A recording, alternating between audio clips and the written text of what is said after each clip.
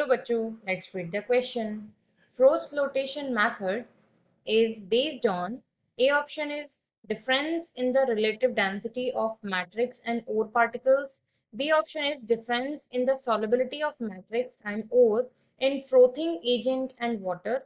C option is difference in the wetting properties of matrix and ores in frothing agent and water.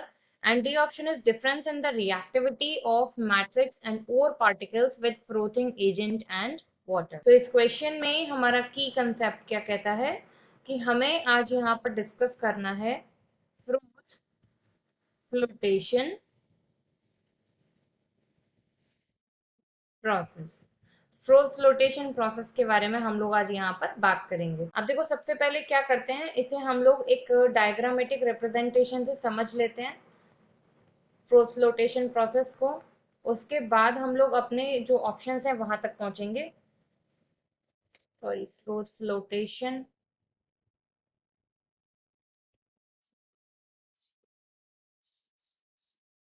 देखो इसमें हम लोग क्या करेंगे, सबसे पहले इस तरीके से हम लोग यहाँ पर एक बड़ा कंटेनर कोई भी ले लेते हैं और इस कंटेनर में हम लोग क्या करने वाले हैं, यहाँ से जो बॉटम होगा वहां से हम एक टैप कनेक्ट कर देते हैं ताकि जो इम्प्योरिटीज हैं वो बाहर की जा सके। इसके अलावा हम यहाँ पे क्या करेंगे, एक एयर के लिए एक जेट यहाँ पर इसको कनेक्ट करेंगे ताकि जो एयर जेट होगा वो बहुत ही फास्ट या बहुत ज्यादा स्पीड से यहाँ पर एयर ब्लो कर पाए। इसके बाद हम क्या करेंगे यहाँ, कि जो आपका इम्प्योर ओर है उसमें हम वाटर मिक्स करके एक स्लरी यहाँ पर बना देंगे। ठीक है, यहाँ पर हमने क्या कर दिया, इम्प्योर ओर ले दिया आपका और यहाँ पर उसमें वाटर मिक्स करके हमने क्या कर दिया, उसको स्लरी बना दिया। इसके बाद हमने क्या करा, हमने यहाँ साथ में ऐड करना है पाइन ऑयल। ये पाइन ऑयल क्या करता है, ये बेसिकली फ्रूट बनाने में हेल्पफुल है। तो जो ओवर आप यहाँ पर ले रहे हैं वो फ्रूट यानी कि झाग की फॉर्म में ऊपर की तरफ कलेक्ट हो सके, इसके लिए हमने यहाँ पाइन ऑयल लिया। इसके अलावा हम यहाँ पे क्या करेंगे, कुछ कलेक्टर्स ऐड करेंगे। ये कलेक्टर्स क्या काम करते हैं कि जो फ्रोथ आपने लिया हुआ है वो स्टेबलाइज बना रहे, कहीं वो तुरंत ही वापस वाटर में मिक्स होकर ना आ जाए और वापस सोल्यूशन में ना आ जाए। तो उसके लिए हम क्या कर देते हैं, कलेक्टर्स ऐड करते हैं। अब जैसे ही आप यहाँ से एयर बहुत स्पीड से पास कराते हैं, जेट के थ्रू ब्लो कराते हैं, तो तुरंत जो आपका जो ओर है वो यहाँ पर फ्रोथ बन बन के ऊपर की तरफ कलेक्ट होता जाएगा। अब देखो ये जो प्रॉपर्टी है फ्रोथ फ्लोटेशन की, बेसिकली ये किसके डिफरेंस पर होता है, ये वेटिंग प्रॉपर्टी के बेसिस पर होता है। वेटिंग प्रॉपर्टी का मतलब है कि आप यहाँ पर जो वाटर ले रहे हैं उनमें से आपका कोई भी चाहे तो ओर या फिर आपकी इम्प्योरिटी उनमें से दो टाइप के नेचर में होगी, या तो वो हाइड्रोफोबिक हो सकते हैं या फिर हाइड्रोफिलिक हो सकते हैं, दोनों में से कोई एक।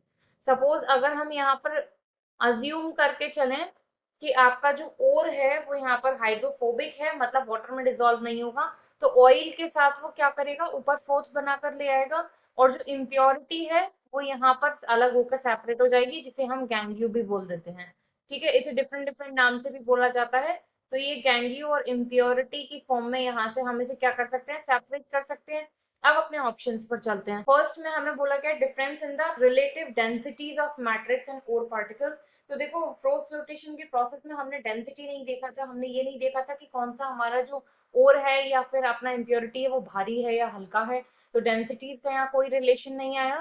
बी में बात करें solubility of matrix and ore, solubility का भी नहीं हमने देखा कि क्या ये किसी कंपाउंड में सॉलिबल होगा या नहीं होगा। थर्ड में आया wetting properties of matrix and ore in floating agent water. बिल्कुल ठीक है, वेटिंग प्रॉपर्टीज हमने देखी थी कि कौन यहाँ पर वाटर में डिसॉल्व होगा कौन नहीं होगा, यानी कि कौन वाटर के साथ अपना एक हाइड्रोफोबिक नेचर रखता है या हाइड्रोफिलिक नेचर रखता है।